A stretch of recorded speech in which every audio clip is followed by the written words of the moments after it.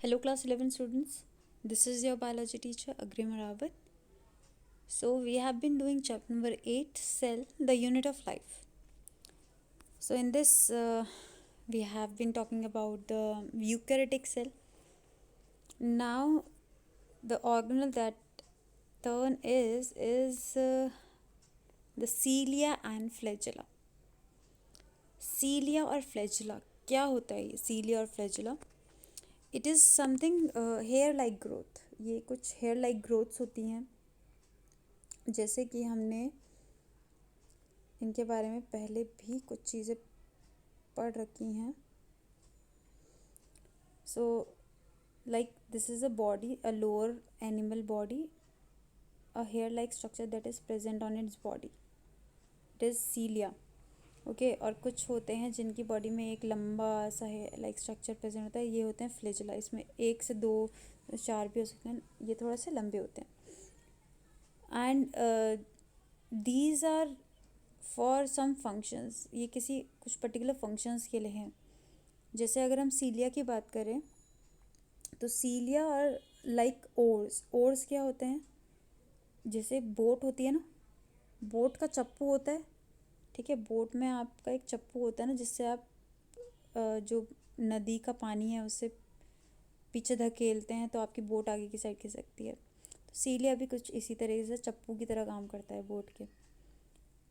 अब वो या तो सेल का मूवमेंट आगे करने की, सेल को आगे बढ़ाने के लिए, कोई सेल है जैसे कोई बैक्टीरिया है, उसको आगे की साइड मूव करने में ये सीलियाज वर्क करेंगे. या तो किसी बॉडी सरफेस पे प्रेजेंट हो ये, जैसे ह्यूमन फीमेल्स में फेलोपियन ट्यूब में ये सीलियाज प्रेजेंट होते हैं, जो कि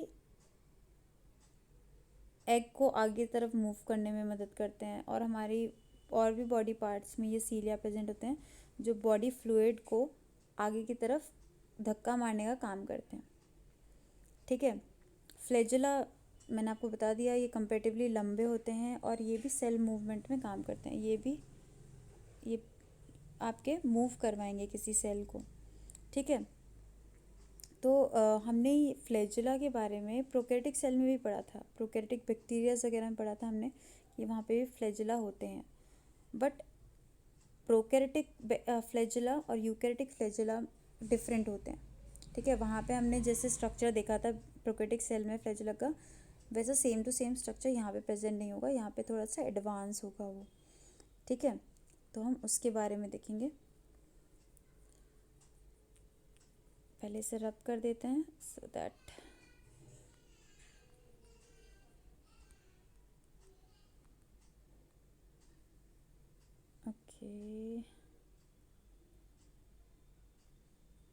okay, so we have rubbed it.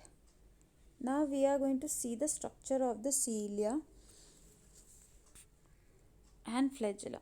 तो सीलिया और फ्लैजेला का स्ट्रक्चर ऑलमोस्ट सेम ही होता है. हम इंटरनल स्ट्रक्चर देखेंगे. तो ये जो आपको सर्कुलर शेप दिखाई दे रही है, फ्लैजेला ऐसा तो होता नहीं है, तो ये क्या है फिर, ये क्या है, ये मैं आपको बताती हूँ. अगर आप, जैसे ये फ्लैजेला है, ठीक है, ये फ्लैजेला है, तो आप इसे ऐसे देखो. ठीक है, ये लंबे में आपका फ्लैजेला है. जैसे एक मिनट, ये कोई बॉडी है. ठीक है, इसकी बॉडी पे ये फ्लैजेला प्रेजेंट है. ये ओके, थोड़ा मोटा करके बताया मैंने जानबूझ के.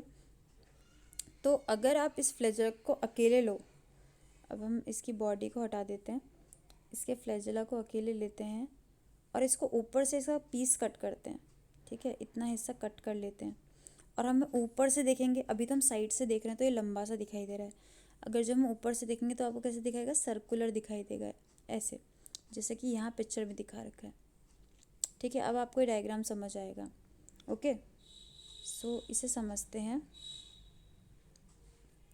ठीक है, सो अगर मैं इसको इस तरह से, मैं थोड़ा सा लंबा सा फ्लैजेला बना देती हूँ यहाँ पे, ताकि हम अच्छी तरह से समझ पाएँ. ठीक है, ऊपर ये आपका सर्कुलर बेस दिखा देते हैं.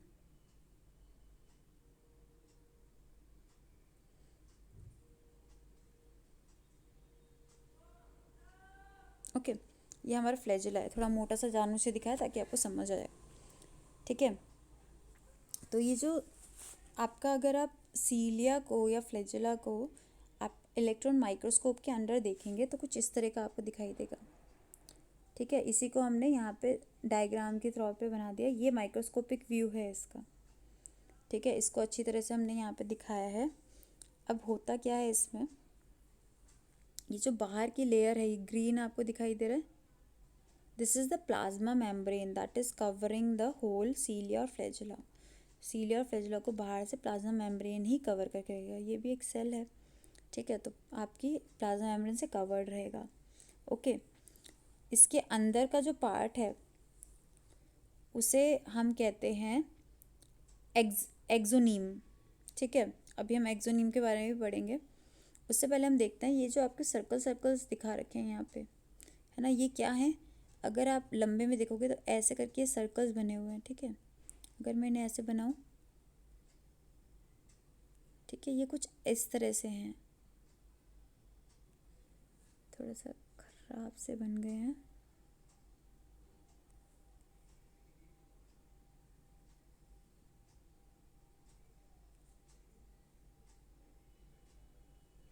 ठीक है, ऊपर से ये कटे हुए आपको सर्कल्स दिखाई देंगे, बट नीचे से ट्यूब्स हैं। ठीक है, ये ट्यूब्स हैं जो कि पूरे ऐसे सारी की सारी ये ट्यूब्स ही हैं। ये सर्कल सर्कल ऊपर से आपको दिखाई दे रहे हैं, तो इन्हें बोलते हैं माइक्रोट्यूब्यूल्स। क्या बोलते हैं? माइक्रोट्यूब्यूल्स। ट्यूब्यूल ट्यूब जैसा स्ट्रक्चर ना, और बहुत ही छोटे होते हैं, इसलिए माइक्रोट्यूब्यूल्स इन्हें बोल दिया। अब दो तरह के आपको ट्यूब्यूल्स दिखाई देंगे, माइक्रोट्यूब्यूल्स। एक तो जो पेरीफेरी पे लगे हुए हैं, मतलब जो आउटर कवरिंग जो प्लाज्मा मेम्ब्रेन है उसके बिल्कुल बगल में लगे हुए हैं, और एक है ये दो जो कि सेंटर में है। ठीक है, तो माइक्रोट्यूब्यूल्स तो दोनों ही हैं, बट ये हो गए पेरीफेरल माइक्रोट्यूब्यूल्स, और ये वाले क्या हो गए? Central microtubules. ठीक है, जो सेंटर पे लगे हुए हैं। ओके, अब आपको दिख रहा है कि ये जो है डबलेट्स हैं, मतलब जो पेरीफेरल में लगे हुए हैं। ठीक है, ये जो पेरीफेरी में जो आपको ये दो सर्कल्स दिखाई दे रहे हैं, ये एक दूसरे के साथ चिपके हुए हैं। ठीक है, तो इन्हें डबलेट्स बोलते हैं इसलिए कि तो दोनों पेयर में रहते हैं हमेशा। ओके, और ये कितने होते हैं पेरीफेरी पे माइक्रोट्यूब्यूल्स के पेयर? 9 देख सकते हो आप, 1 2 3 4 5 6 7 8 9। तो पेरीफेरी पे कितने डबलेट्स, पेरीफेरियल माइक्रोट्यूब्यूल्स के कितने डबलेट्स प्रेजेंट होंगे? 9 पेयर्स। ठीक है, ध्यान रखना, ये 9 पेयर्स प्रेजेंट होंगे। ओके, और सेंट्रल ट्यूब्यूल देखो, सेंट्रल ट्यूब्यूल में ये एक प्रेजेंट है, ये दो प्रेजेंट है। ठीक है, अलग अलग है, ये डबलेट्स के उसमें नहीं है, ये एक दूसरे से अलग हैं। ठीक है, तो इनको हम, ये दो हो गए आपके सेंट्रल माइक्रोट्यूब्यूल्स, कितने हैं? 2, और ये कितने हैं? 9 पेयर्स। ठीक है, अच्छा, ज़रा ये देखो कि जो सेंट्रल ट्यूब्यूल है, ये जो माइक्रोट्यूब्यूल्स हैं, सेंट्रल ट्यूब्यूल, ये ग्रीन लाइन से ये जुड़ रखे हैं एक दूसरे से, दिख रहे हैं ना? इसे रब कर देते हैं।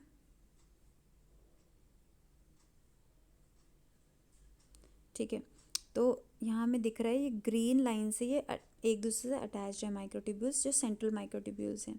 ये एक ब्रिज का काम कर रहा है इन दोनों को लिंक करने का। ठीक है, और जो ये रेड लाइन दिखाई दे रही है, ये है सेंट्रल शीथ, जो कि आपके जो सेंट्रल आपके माइक्रोट्यूब्यूल्स हैं उन दोनों को एक कवरिंग प्रोवाइड कर रहा है। ठीक है, एक कवरिंग प्रोवाइड कर रहा है ये रेड कलर की लाइनिंग, जो कि है सेंट्रल शीथ।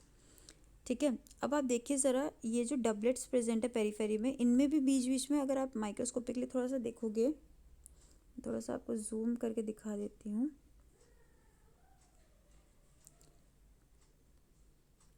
तो आप देख सकते हैं यहाँ पे ग्रीन से ये भी अटैच्ड हैं एक दूसरे से।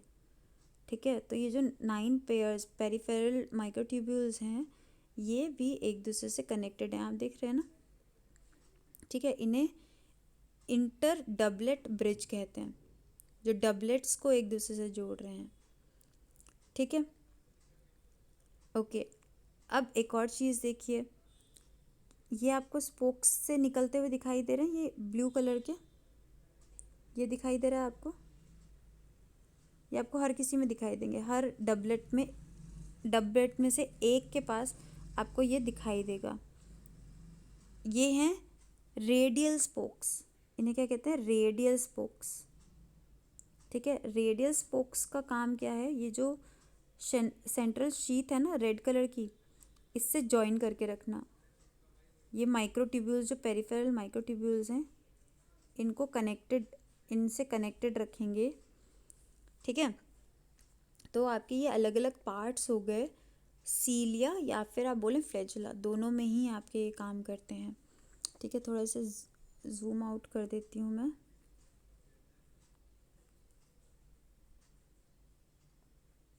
ताकि हम अच्छी तरह से और समझ पाएँ।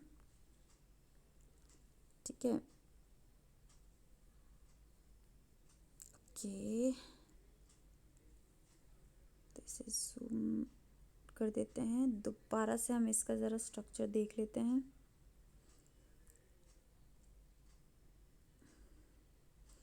ठीक है, तो देख लीजिए, ये प्लाज्मा मेम्ब्रेन है, बाहर वाली लेयर जो इसको कवर कर रही है। पेरिफेरल माइक्रोट्यूब्यूल डबलेट्स हैं, 9 पेयर में हैं।